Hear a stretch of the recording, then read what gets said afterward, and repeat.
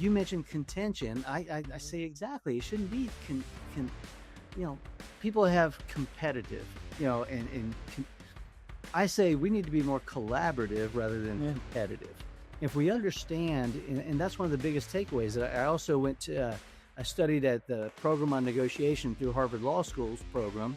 And one of the things that we talked quite a bit about was that collaboration versus competition. And rather than focusing on positions, focus on interests. And, skilled real estate operatives know this too, because instead of saying, no, I'm digging in on this is what I have to have, how do we come up with ideas that accomplish what it is that people want to accomplish? Welcome back to the Pete Podcast, folks, where we discuss the latest in REI tech, trends, and inspiration. You know my name, I'm MJ, I'm going to be your host, and I'm so very excited to welcome a special guest to our show today. We have JJ Childers, who is a renowned attorney. He's an author of multiple books, and also he's a founding partner of ATG. That stands for the Advanced Tax Group. Now, they are an industry leader in helping folks protect their assets, and, do tax prep and, estate planning, essentially. So for those of you listening today, if you are an entrepreneur, if you're a real estate investor, and you are building an empire, it's really important that you know how to protect that empire. And that is what JJ is going to walk us through today. So without further ado, welcome to the show, JJ. It's great to have you. How are you? I'm doing great. Thanks, MJ. I appreciate you having me on. And last time we saw each other was out in San Diego. So had a great time at a great event, and it's always great to see you. Yeah, likewise. You're such a storehouse of knowledge. So I'm looking forward to some of the things you can share with us today. For our listeners, we have a variety of listeners who are just getting into investing. Some are, they're entrepreneurs who've been doing this for a little while, but regardless of where you're at, in your journey, it's important, right, to start protecting whatever it is you're building or you have built. So I'm going to just hit the ground running and say, if you had to explain asset protection, JJ, to your 10-year-old self, how would you do that? I want you to break it down very simply for us before we get into the weeds. Okay, right? I'm going to kid with you about this because typically whenever I speak to a group, I'll say, listen, asset protection is not something that most of us really know because it's not something we are taught in our school system. Okay. It's something taught in colleges. Fact is, when I was in law school, there was not a course called asset protection. Even on the bar exam to become an attorney, there's nothing really on asset protection. Even the Bar Association doesn't have an asset protection section of the bar. So it's, there's good reason why people are not overly familiar with the concept of asset protection. So I always tell people, the way I explain asset protection, let me give you my definition. Asset protection is the protection of assets. Now, I'm sure that sums it all up for you. So really what I tell people is almost every time I speak to explain kind of what we do, how we help people, I say the government and other sources out there are attempting to place what I call a lid on wealth. And that lid is an acronym for the 3 legal pitfalls that everyone's going to face. And those are lawsuits, income taxes, and death taxes. Now, we really focus on a lot of different ways of approaching those, but primarily with those 3, the lawsuits, the income taxes, the death taxes, whenever I use the term asset protection, we're talking more about liability protection. And liability protection is with regard to lawsuits. All right.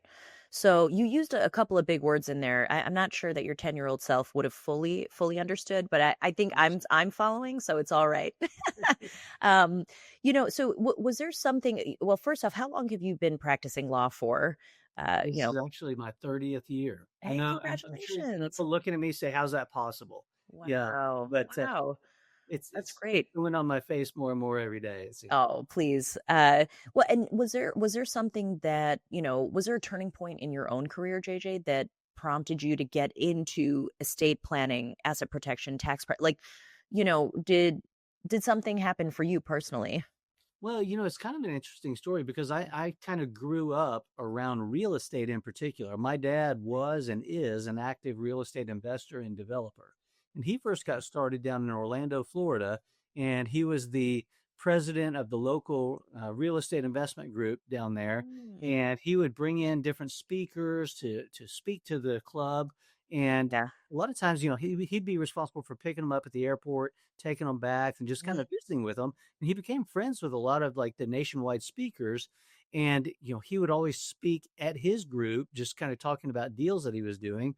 Well, so I think I may want to get into the whole real estate education industry. So he started doing that.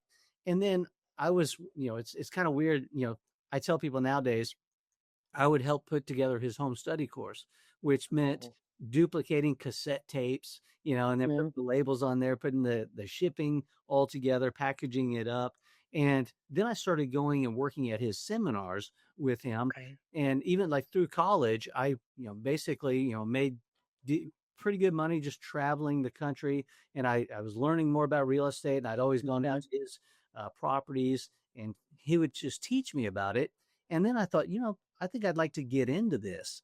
And I said, well, I'm kind of young, but I want to have something to fall back on. So I decided to go to law school with that intention, because he understood the value of asset protection, tax Mhm. reduction, estate planning. And he said, you know what? Rather than me trying to find a good attorney to hire, how about I just create an attorney? There you go. That's Okay. what he did, and Yeah. so I had the good fortune of, number one, having him as my mentor to Mhm. train me on how to do all of the different real estate things, but also say, here's what my concerns are, here's what I'm learning. And then all through law school, the jobs that I would take, I worked for a plaintiff's law firm, which sounds strange because Mhm. that's actually who we're guarding against. But the reason I worked there was that I said, I want to learn, what is their mindset? What are they Of looking for? course. What type Yeah. of assets are they going after? So then that way I was able to say, okay, now that I understand the ideology, methodology of those of our enemy, let's say, Mhm. now I can better understand what I've got to do to protect things. I Sure. also worked for a federal judge, so I understood how the legal system from a court standpoint Okay. operated. And then I worked in the attorney general's office in the consumer protection division. So I Wow. was able to see, a lot of different things of what government agencies were looking at and going after, Mhm. just understand the inner workings. And I also worked as the reading clerk in the state House of Representatives.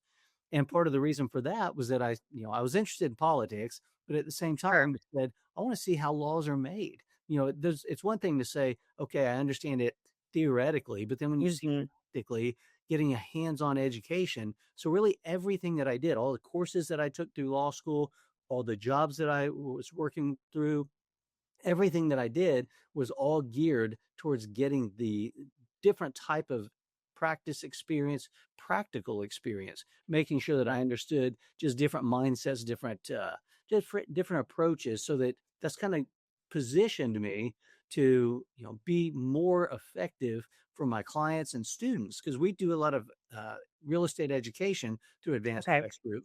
That's kind of how we generate a lot of our clients, is that we come in with other groups and we say, hey, we'll speak at your event, or we'll produce videos or mini courses Mhm. for you that you can offer free Sure. of charge, just to help educate them. And ideally, we're hoping that they'll choose to work with us. Mhm.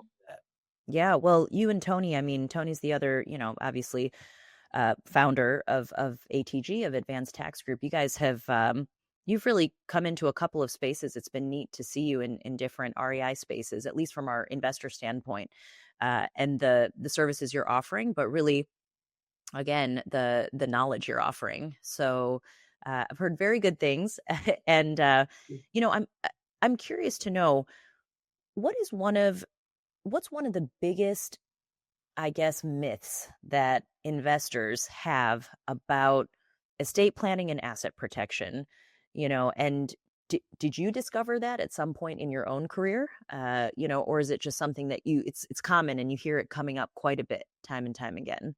Well, because of my background, I had a little bit of a leg up, I guess you'd say, because my dad was training me, so I understood Sure. part of it. But at the same time, I think one of the biggest misconceptions is Mhm. that this is too difficult. And I tell people all the time, I Okay. say, it's not difficult, but it is different. And sometimes when things are different, that makes it difficult for people. Mhm. So as long as you can overcome the uh, just kind of the misconception that, oh my gosh, I don't need a trust for my estate plan. You don't need a trust till you're ultra wealthy. I don't need Mhm. all these LLCs. I don't need necessarily a Wyoming holding company. I don't need all these strategies. And I Mhm. said, well, a lot of it depends. I mean, if you're really going to get in this business, and you and I have worked together for a while as far as through Investor Fuel and other different groups that we're both a part of. And we've seen that there are some people that are serious operators in the real estate Mhm. space. And if all you're doing is you have one, maybe, sometimes I'll see people that they say, okay, I was selling my house and buying a new house. I decided to keep that other house, and that's my one rental property. Well, Sure. if that's what you're doing, it's not. I mean, I still think you should set that up through an LLC just for the liability protection.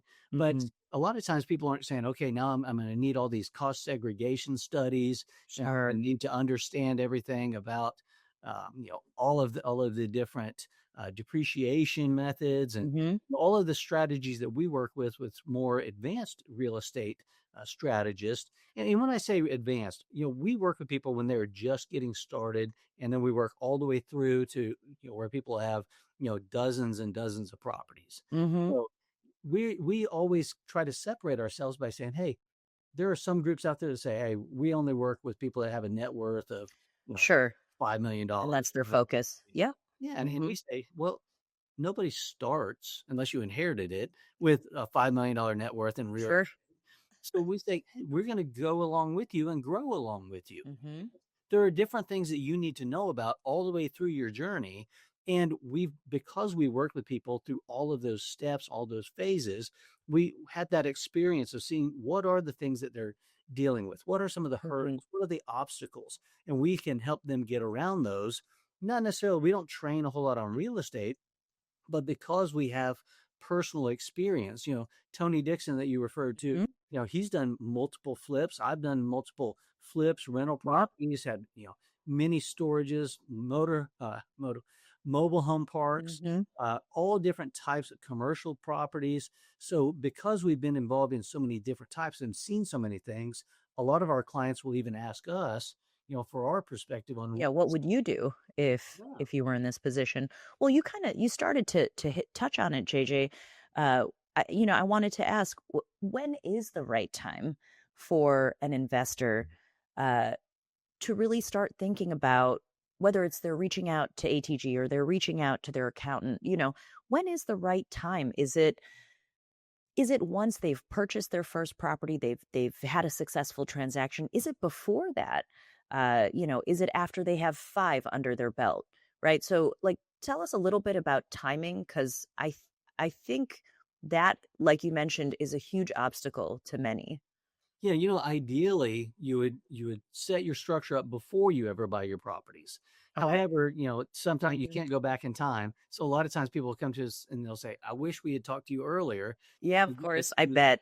I Yeah, bet. to make it a stable more body and taxes, especially. Mhm. And the thing is, I tell people all the time when I'm speaking at different events or on webinars or even in courses that we put together, I say, you need to think about how you're going to be taxed before you ever generate the income, because different types of income is taxed in different manners. Mhm. For instance, when we look at different types of real estate, if you're doing, fix and flips or wholesaling or things like that, that's more active income. Well, active income is subject to FICA, and that FICA is our Medicare and Social Security taxes, which, Mhm. the employer pays 7.65%, the employee pays 7.65%. Well, if you're self-employed, you're both, so you pay both. Well, that's Mhm. 15.3% Yeah. that if Double you hit. structured yourself properly, you could have avoided a good chunk of that, if not all of it, by setting it up to be taxed as an S corporation. Okay. You're still setting up an LLC, but you just elect S corp tax status. And if you're doing rental properties, you're not as concerned about that because it's passive income. But there are Mhm. still so many things that you can deduct through a limited liability company rather than just doing it on your own as a sole proprietor. So Sure. you've got to think, and then plus the asset protection. You always got to be thinking about that asset protection, because it's not a matter of if you're going to be sued; it's typically a matter of when. When? And the more assets you Yeah. have, the more All the vulnerable joys. you are because there's more exposure.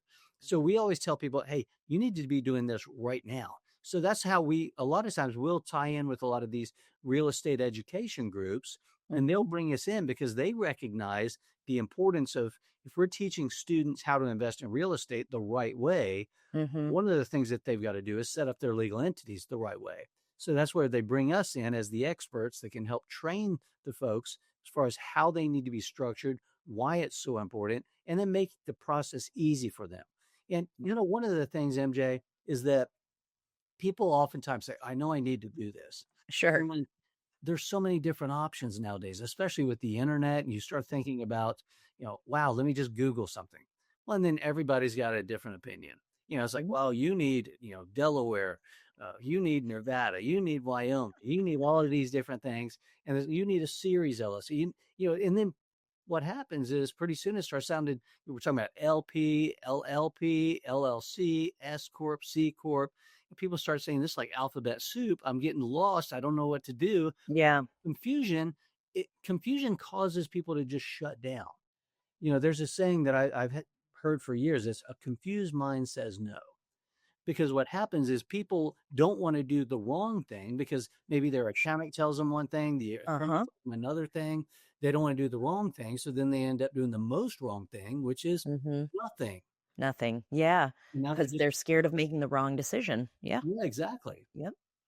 Yeah. Well, I think like you mentioned, it doesn't have to be difficult, but you are making certain decisions. It can just be different, right? And a lot of entrepreneur minds, excuse me, don't think in the ways um that, is needed when you're thinking about protecting, what you're building, which is fine because there are folks like you who this is what you do. So, we can chat with you. What are some of, I imagine, JJ, many of the investors you speak with are investing in multiple states, right? Right. So what are some, I guess, I'm going to use the word trap. That might not be the right word, but what are some common traps that you see, or maybe it's mistakes, in terms of how they are set up to, you know, protect their assets, but also do estate planning when it comes to, hey, I'm not operating in just one or two states, but I have, a serious amount here. So, Yeah. So what I see, MJ, is that a lot of times people they make the mistake of thinking all LLCs are equal, or they think hmm, all states are equal. And we say okay. that's not necessarily the case because different states have different state laws as far as how asset protection works and what requirements there are as far as registering there and making sure you've got to always have the registered agent so that you have a nexus to the state. You've got a personal representative there, and so that they can accept service of process in the event that you're sued. Uh, and then the other thing is people will think, okay, now that I have this LLC set up, everything's fine. It's kind of what I Mm. call the vaccination approach, where they're saying, no, I'm good. I have an LLC. Well, Oh, anytime I hear somebody say, I have an LLC, I say, oh, you have one LLC. hmm, So if we break that down and say LLC stands for limited liability company, well, your liability is limited to the entire company. So basically, you've got all your eggs in one basket. And yeah, sometimes people say, not well, good. I've got that Hmm. one entity, so I'm fine. Well, the reality is we employ a concept called isolation and insulation. And what that really, to break that down, is that we isolate our assets and activities Hmm. into separate legal entities so that we can insulate those assets and activities from the potential liability of our other assets and activities. Now, I know that's a mouthful, but basically what we're doing is I'm following though. Yeah, of course. it's just saying don't put all your eggs in one basket because if something happens to your basket, now you've lost all your Yeah, eggs. you've So, lost all of it. one of the things that we always talk to people about is that we say, okay, states, the different states are going to have different state laws. And Hmm. one of those uh, factors that you have to take into consideration is, okay, what if you are sued? And then they have the ability to go after the owner. Well, if the owner is somebody, just an individual, now they can go after your personal assets. And, depending upon what we're looking at, because a lot of lawsuits, and this is one of the biggest misnomers out there.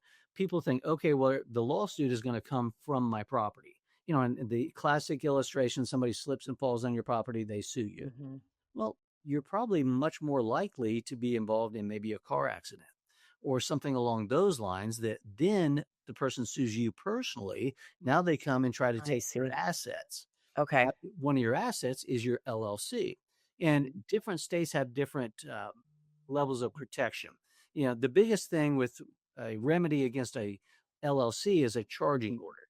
Well, some states have more robust charging order protection than do other states. So that's why we always utilize the state of Wyoming, because they have, by statute, Hmm. the exclusive remedy against an LLC is a charging order. And the Okay. way a charging order works, I mean, a lot of you know, the viewers may recognize that concept, but essentially a charging order says you can't come in and seize the units of ownership of that LLC. You get a charging order where you essentially step into the shoes of that particular member of the LLC, and the LLC has to treat that judgment creditor the same way as it's been treating the member. Oh, interesting. Yeah, one of Okay. the things we're able to do is say, "Well, tell you what, we're not going to distribute income from the LLC because we need to retain it for making sure that our properties, if we're going to buy more properties, or if we Hmm. need to have reserves to renovate the properties, or making Sure. sure that we're not in a position where we're strapped for cash, so we keep that money in there." Well, even if you keep the money in the LLC, you still have to pay taxes. Doesn't Hmm. Just because you didn't pull it out to yourself doesn't mean that you don't know taxes. You still have that income. And if the judgment creditor is in your position and now they sue you, they get that judgment against you, now the LLC has to treat them the same way.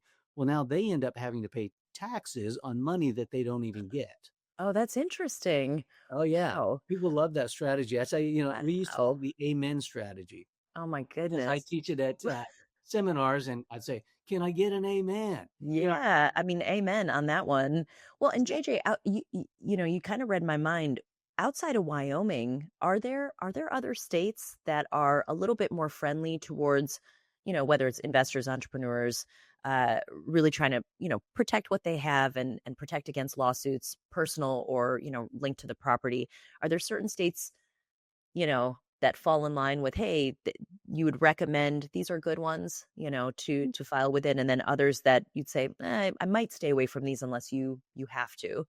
Yeah, definitely. The states that you definitely wanted to take a look at are, Mm. Wyoming, obviously, as I mentioned. Yep. And then it's kind of interesting because several years ago, it's funny, I think it was 1997 or 1998, I Okay. wrote a book called The Secret Millionaire Guide to Nevada Corporations.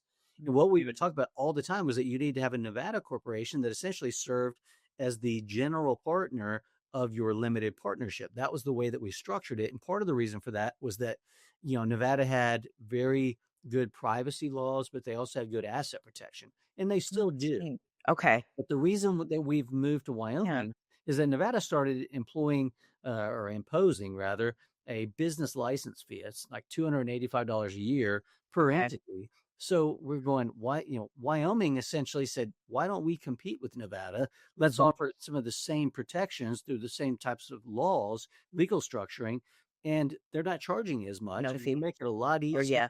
So that's from that Mm. standpoint, we're like, yeah, I mean, if you're actually doing business in Nevada, I mean, you're going to need to set You're there. something up Yeah. there. But Hmm. and Nevada's great, but Wyoming is just really set itself apart from pretty much everyone else. Delaware has some really good protection. You got South Dakota, Alaska, when you start talking about trust and different things. Um, Okay. so there are jurisdictions, and I want to touch on that too because you mentioned earlier, as far as that, a lot of the real estate investors we work with are involved with properties in multiple states. They sure are. Yep. Part of why I love real estate is that, you may live in a market that's not, you know, great as far as, being able to get really good deals, or, it just may be, overpriced. But Hmm. the great thing about real estate is you can say, fine, I'm going to go. It's almost like fishing. You don't have to fish in the same spot. You can say, let me Hmm. fish where the fish are biting. Well, that's what we're able to do with real estate. You may say, hey, I'm going to go invest in some of these other states. Sure. Well, you Yeah. need to make sure that you have an entity set up in those states, but then that holding company helps out quite a bit as well. But here's the thing that people often overlook, and that is from their estate planning standpoint, Hmm. because one thing that we know is that we're all going to die. I know that's not necessarily the motivational part of today's podcast. Hey, but it's real. So, Hey, it's going to happen. So mhm. a lot of what people are investing in real estate for is to provide for their families. And I don't mean just now provide like as taking care of them as they're growing Yeah, up. generate the next generation Yeah, and the one after generational that, wealth, of leaving course. legacy and just saying, this is how I want to take care of my family for generations to come. Mhm. And if you don't have a properly drafted estate plan in place, what happens is that you'll end up going through the probate process. And there's something called ancillary probate. So Mm, if you don't have the right plan in place and you're subject to the probate process in your home state, you're going to go through that. And then once that's wrapped up, finally, then you're going to go through that ancillary probate in every other state where you have those properties. And then you're also going to have restrictions on what you can do during that time that it's locked up in the probate process, which is part of the reason that there are a lot of real estate investors that focus specifically on probate properties, mhm. because what we're looking for in real estate are problems that we can provide solutions for. Well, a lot of those families have problems because they say, hey, I don't want this property. Yeah, I don't know what to do But with this. I don't know how to even do anything with it, you know? exactly. And people Mhm, haven't thought that through, because through the properly structured trust, which is what we always help people to implement, you can have all sorts of provisions, restrictions, guidelines, and plans to make sure that that could carry on, that your business can carry on. Because why do you want to just liquidate something maybe at a time that is not going to be ideal for that? mhm. Let it keep generating the income, and that income can keep providing for your family, but you got to have a plan for that, because Yeah. people get caught, nobody knows exactly when they're going to die. So what happens is that people think, well, I'm I'll 50 get and 60. Mhm. I'll get around to it. Average life Sure. expectancy is Yeah, 76, 78. I've still got of quite a course. bit of time. Well, Yeah. sometimes happens much earlier than that. Yeah, yeah. And heaven forbid, but whenever that time comes, when you think about it, you want your loved ones who are already going to be grieving, right? To not have to be under duress of figuring out what to do with these assets, these properties, things of that nature. So, um, I I completely echo your sentiment of it's very important to do yesterday. Yes, And if exactly. not yesterday, then at least today, right? And get that on the docket. So I want to ask you if you could add one new law, JJ, like one new law, right? You are the lawmaker now. Don't worry about how hard or difficult you think it's going to be to get past. But in your experience, is there something you wish would be added to our legislation when it comes to, either tax prep or estate planning or, protecting your wealth? Is there anything from your attorney standpoint that you're like, man, this could really make a lot of sense for people? I would probably change things from being in favor of tenants to, I don't Hmm. want to say in favor of landlords, but I want Hmm. to say more equitable. Because I think a Sure. lot of times people view real estate operatives, as I kind of refer to us collectively, as almost like they're all a bunch of rich, wealthy people that are just Hmm. preying on the backs of the populace. And I say that's not the case. A lot of times, anybody that's actually done real estate knows that, hey, this can be stressful. This can be, you know, cash crunch. There's all sorts of things where you may say, hey, you know what? I had planned that this income was going to come in and generate all this, but what do you do when there are vacancies? Well, now you're having to fund that and make up the difference for as long as you can, at least. And then what happens when all of a sudden the uh, heat and air go out? Or then you've got flooding, you've got a roof issue, you've got storms, all of these things that they make it seem like the landlords, and I'm not saying all landlords are great, because definitely are those Oh, that yeah. take advantage of other people. Of course. That's But humans. There's yeah, the good and the bad. group everybody together and make it seem that just because you are a landlord that, or you own real estate, that now you're this evil person that's just trying to prey on others. I look at it and I say, no, you're trying to provide places for people to live, Hmm. the necessities in life, providing shelter to people, opportunities for people that can't afford to buy their own house, that say, hey, now I look at it as, we're providing incredible opportunities. So I would change the laws to be more equitable. I don't want to Yeah. say more in favor of one over the other, but right now the Yeah. challenge we have is that sometimes people go overboard and the laws are written completely in favor of tenants to the point at the detriment of those that are taking all of the risk, that are investing all of Mm. their money, that are doing all of these things to help people and, hopefully help themselves as well. But we look at it, we've got to make sure that we change this because it's just not right for the person that is taking all of that risk to just be almost discriminated against. Hmm. Well, and I think, if you also uh, really analyze the relationships historically that have existed between those who are renting and those who are renting out, no one needs the tension. Yeah. It's not enhancing anyone's quality of life. So there is also this, mental and emotional landscape of where everyone could that that equitable relationship can also come down to, hey, everyone's having a little bit more of a peaceful existence, uh, and there's a little bit more trust going back and forth between one another versus starting from a point of contention, and when you don't need to do that, right? Yeah, that's a So, great point because what one of the things that I went to Pepperdine University mhm, School of Law to get my LLM, which is your master's law degree mhm. in dispute resolution. And one of the things that everything that we studied was Wait, negotiation. JJ, I just got to say, so there's no fights that happen in your house. That's what that means, I right? ain't never. You're an excellent negotiator. Well, not even negotiator. You're an excellent mediator. So there's no yelling, there's no screaming in the house of Mr. Childers. At a minimum. At a minimum. Yeah. So that's You the got to have thing. a little to spice it up, just a Yeah. little. I said everything in moderation, you know, Agreed. Agreed. even excess in moderation. There you go. Uh, There you go. but one of the things that I always look at is, you mentioned contention. I Mhm. say exactly. It shouldn't be you know, people have competitive, I say we need to be more collaborative rather than Yeah. competitive. If we understand, and that's one of the biggest takeaways. I also went to, I studied at the program on negotiation through Harvard Law School's program. And one of the things that we talked quite a bit about was that collaboration versus competition. Mhm. And rather than focusing on positions, Yeah. focus on interests. And, skilled real estate operatives know this too, because instead of saying, no, I'm digging in on this is what I have to have, how Mhm. do we come up with ideas that accomplish what it is that people want to accomplish? Because sometimes people maybe know, here's what I want. Well, part of creative financing is also, and creative offers is saying, okay, how about if I was able to accomplish that for you, Mhm. but in a different way?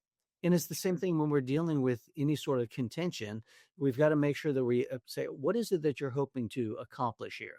Mhm. And what if I can show you a new way of doing it that's a little bit different? That's what dispute Yeah. resolution is all about, is making sure that we can negotiate things. And then if we have to go through mediation or arbitration, sure, those are ways to do it without litigation. Because to me, litigation is the nuclear option. Mhm. Everything I do is to try to keep that Avoid that. happening or manage that process. But the Of more course. things we can do to avoid lawsuits, the better. Yeah. Yeah, I'm with you. Well, in the last few minutes that we have here, I want to ask you one thing cuz so I'm going to pivot a little bit, JJ.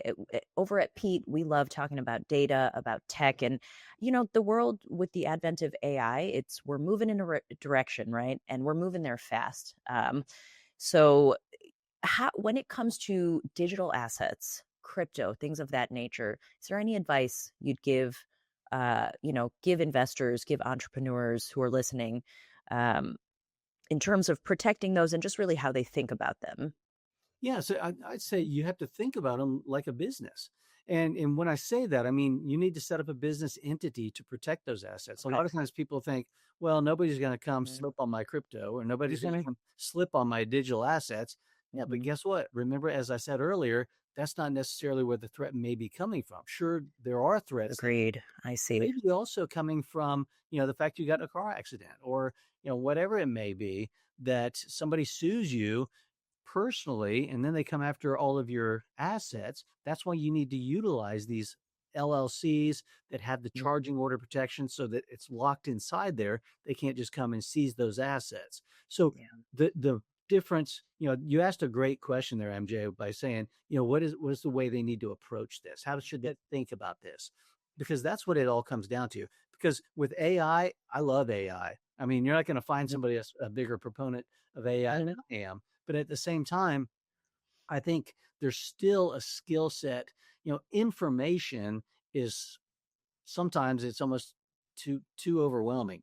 We've got to understand, have education for how we interpret that information. And AI can do a lot for us, but we still need to say, I mean, because it can be overwhelming. If all you have is all the information, you still need to make sure that you understand how to integrate that and implement that. So I would say you've got to think like a business owner for all of your different assets, whether they be digital assets, physical assets, whatever it is. You still need to incorporate that into your overall structure. Yeah, no, I love that. Thank you, JJ. It's, we didn't even have time to get into cost segregation, all the other things I want to ask you about. So I think I'm just going to have you back here again, maybe get Tony with us as well. Again, for everyone who's listening today, if you are a real estate investor, whether you are just starting out, just dipping your toes into the water, or you are a, experienced, seasoned, investor with a built out portfolio, really you should be thinking about how you're protecting that wealth, everything that you're building, from tax prep, estate planning, all the way to protecting those assets.